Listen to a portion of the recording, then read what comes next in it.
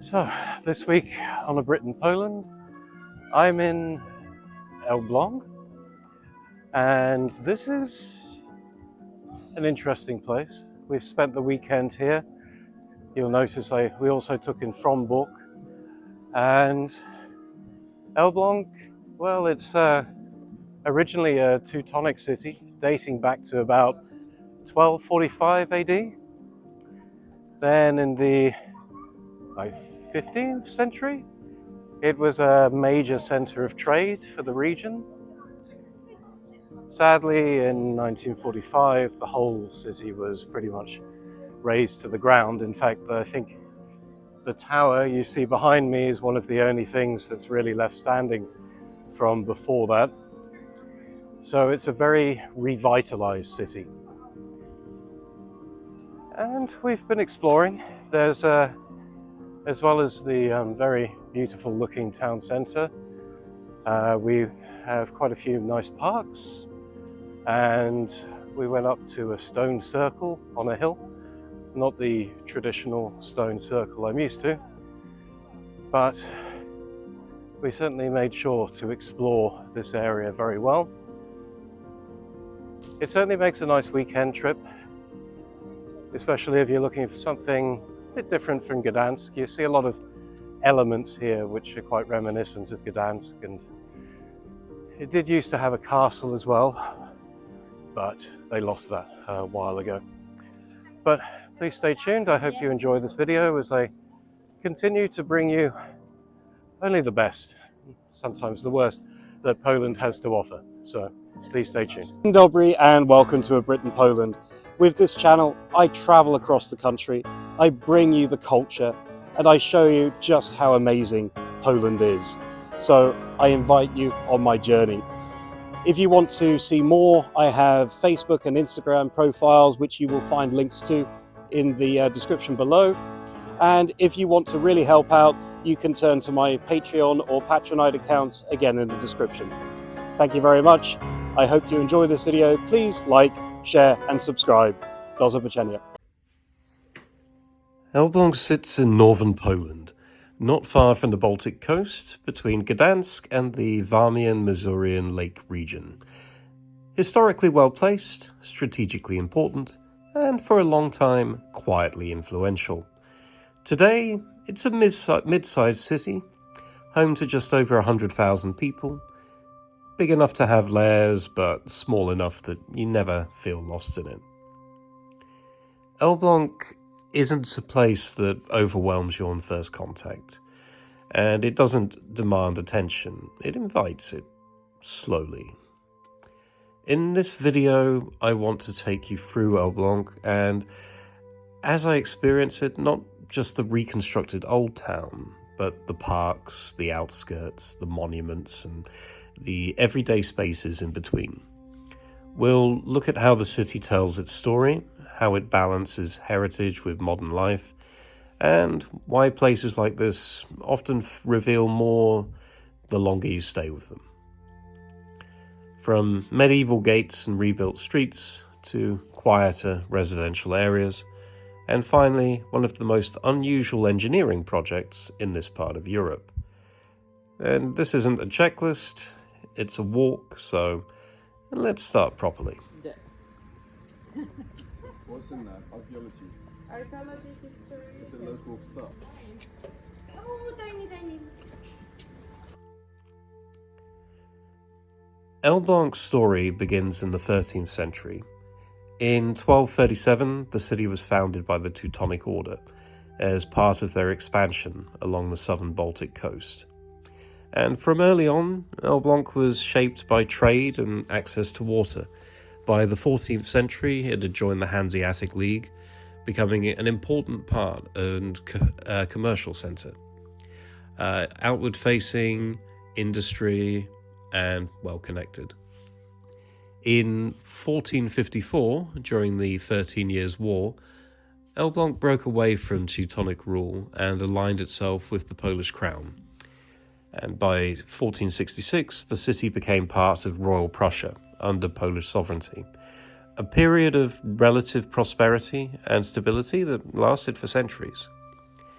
However, this status changed dramatically in the late 18th century, because during the first partition of Poland in 1772, Elbląg was absorbed into the Kingdom of Prussia, and from that moment on, the city developed increasingly as an industrial and administrative centre tied into the Prussian and later German state. In the 19th century, this industrial focus intensified. Shipbuilding, engineering, and manufacturing came to define the city, and it was during this period between 1844 and 1860 that one of Elbląg's most remarkable projects was completed, the Elbląg Canal. We will speak about this later. The 20th century, however, brought rupture. During the final stages of the Second World War, in 1945, Elbląg was almost completely destroyed.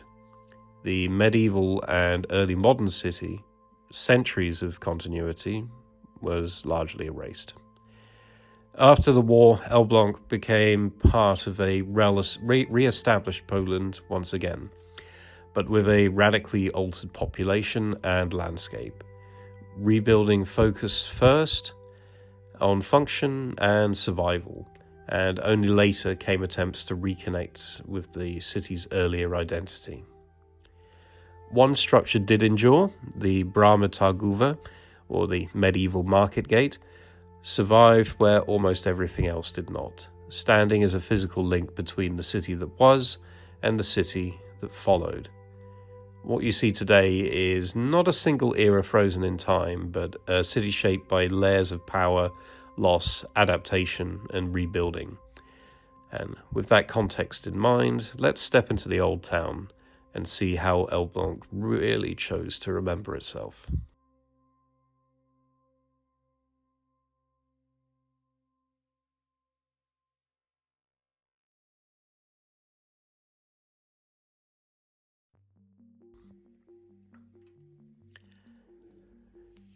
So with the history in mind, this is where it starts to make sense. Elbląg's old town doesn't try to overwhelm you, it feels deliberate, carefully laid out, almost like a modern interpretation of something much older.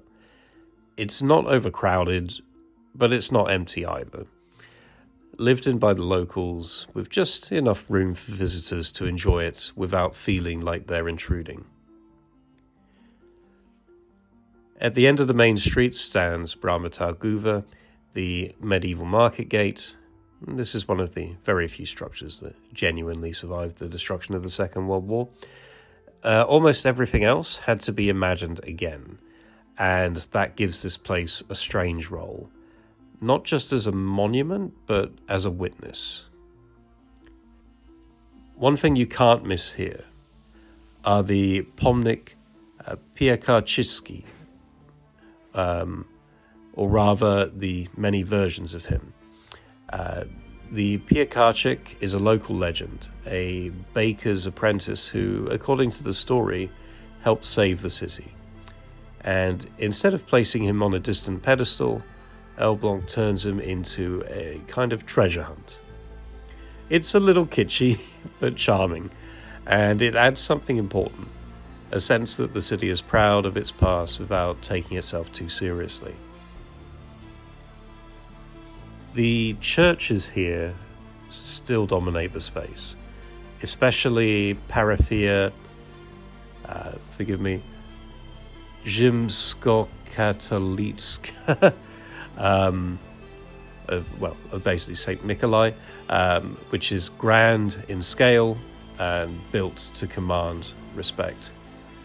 Nearby, the Ruiny Klasztory Dominików remind you that just how much was lost and how fragments of that past have been left visible rather than erased. These buildings feel less like relics and more like constants, surrounded by modern life but still anchoring the space. And what struck me most walking here was that nothing felt fake. This doesn't pretend to be medieval, it honors it. The old town feels designed for wandering, a place to take in slowly. stopping at cafes, restaurants, bars, letting the city reveal itself at its own pace.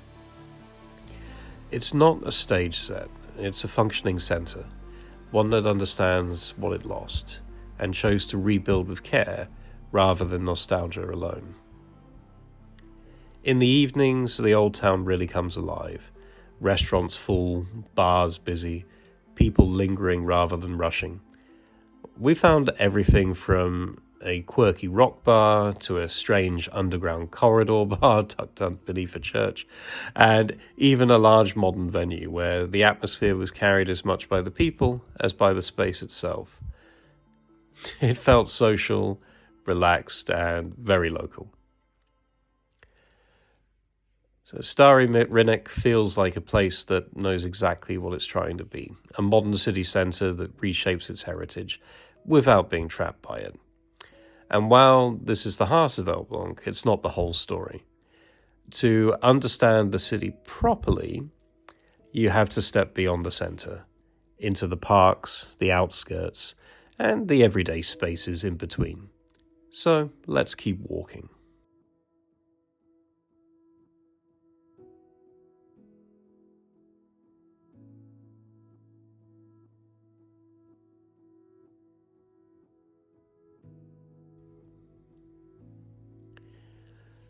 Once you step beyond the old town, Elbląg changes pace. The streets widen, the buildings soften, and the city stops presenting itself and simply starts functioning. And this is where you get a better sense of how the city is actually lived in. What surprised me most was how much green space there is here. Places like Park Dolinka and the Ogród Różany feel less like formal attractions and more like everyday retreats. They're calm, practical, and clearly used, the kind of spaces you walk through without thinking about them, which usually means they're doing their jobs well. With Park Dolinka, well, this isn't just a city park. It sits on a natural depression carved by glacial movement, which gives the landscape here a completely different character to the flat streets nearby. The elevation changes, the narrow paths, even the small waterfalls running through the park, they all make this feel less like something designed and more like something the city simply grew around. It's quiet, green, and unexpectedly dramatic in places, a reminder that Elbląg's surroundings play just as much of a role in its character as its history. And we also climbed Góra Chrobrego, partly for the view and partly for what's waiting at the top. The climb itself was a bit tougher than it looks. It's not especially high, but it was quite steep, enclosed, and in places it genuinely felt more like a jungle than a city hill. With dense greenery, natural paths, and a lot of mosquitoes. Enough that reaching the top felt earned for sure. And up there, you'll find a stone circle. And I'll be honest, there was a moment of quiet disappointment realizing that it isn't ancient, but a more modern installation. Still, the journey mattered. The effort, the climb, the discomfort, all of that gave the place weight, and sometimes that's the payoff. Not what you arrive at, but what it took to get there. And scattered around the city are reminders of more recent chapters, monuments that don't dominate but quietly exist alongside daily life. Places like Pomnik Udrzydzenia and the surrounding Park Traguta speak less about medieval glory and more about recovery, identity, and continuity. They're not dramatic, and that feels intentional. You also start noticing architectural and sculptural forms that clearly belong to a different era, many of them dating back to the post-war decades. They can feel a little out of place at first, but they add some texture. These aren't monuments designed to impress, they're expressions of function, industry, and rebuilding, with just enough artistic ambition to make them interesting. It's the city being honest about its layers. And what really defines this part of Elbląg, though, is movement. People going somewhere, not sightseeing, just living. It feels practical, grounded, and unpretentious. And stepping outside the centre, it adds context. It shows you what the old town sits within, not above. And it makes the next part of Elbląg's story feel inevitable rather than surprising, because some of the city's most ambitious ideas don't live in the centre at all, and to see that, we need to follow the water.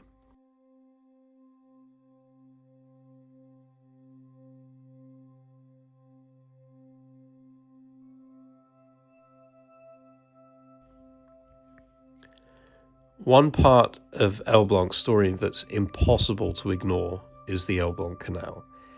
Built in the 19th century, this was a practical response to a very real problem: how to connect inland waterways to the Baltic Sea across a landscape with significant elevation changes. And rather than using traditional locks, the canal was engineered with inclined planes, allowing boats to be moved over land between sections of water. But what's important isn't just how unusual the canal is, but why it exists. This was a city shaped by trade, industry, and movement. The canal reflects that mindset perfectly. Practical, innovative, and built to serve a purpose rather than impress. It's another example of Elbląg adapting to its environment instead of trying to overpower it. For now, I'm only scratching the surface. The canal deserves time, distance, and a journey along its full length, something for another visit. Here, it serves as context, a reminder that Elbląg's history isn't just visible in streets and buildings, but also in the infrastructure that supported its growth. And taken together, the rebuilt old town, the lived-in outskirts, and the canal, Elbląg starts to make sense, not as a single moment in time, but as a city shaped by decisions, necessity, and quiet persistence. And that's what stayed with me. After time here, Elbląg stayed with me in a quiet way. It's not a city that overwhelms you, it reveals itself gradually, through effort, through walking, and through paying attention. There's a softness to it, a sense that this is a place that's been broken, rebuilt, and then allowed to breathe again. The old town shows how Elbląg chose to remember itself. The outskirts show how it actually lives, and the canal hints at the kind of thinking that once made this city important, practical, inventive, and quietly ambitious. It's not polished in every corner, and that's part of the appeal.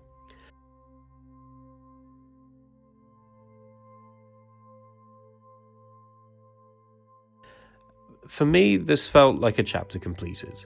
I don't feel the need to rush back. Not because it disappointed, but because it gave me what it had to give. Elbląg feels considered, a little rough around the edges, but thoughtful in how it's been put back together. And if you're passing through, you can spend a very pleasant day in the old town, wandering, eating well, taking things in slowly. But if you want to really appreciate Elbląg, its green spaces, its quieter areas, and the wider context of its history, it rewards a full weekend. It's a place best experienced without rushing. And I'd say some cities impress you immediately and others ask for a little patience. Elbląg is very much the second kind. And at this point, I will be closing the video, but thank you very much for watching. Please do subscribe if you want to see more of Poland, and please do give the video a like so it helps the algorithm to spread the video around a little bit. But for now, again, thank you for watching.